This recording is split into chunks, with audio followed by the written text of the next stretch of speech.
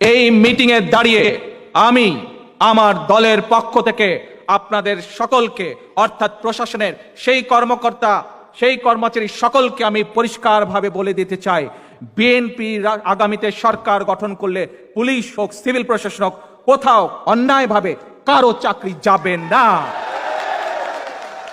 প্রত্যেকের আপনাদের চাকরি থাকবে। আওয়ামী লীগ যা আপনাদেরকে বলছে সম্পূর্ণভাবে মিথ্যে কথা বলছে। আজকে আসতে দাঁড়াও,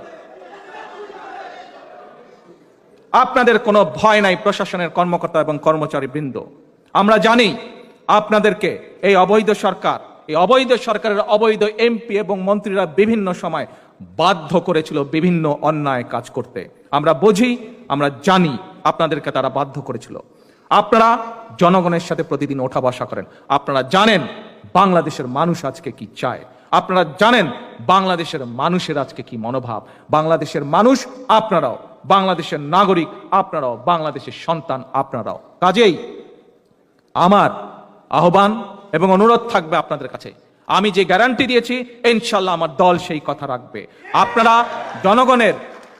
জনগণের সেবক হিসাবে আপনারা আজকে আপনাদের অবস্থান আপনাদের পবিত্র দায়িত্ব জনগণ দিয়েছে।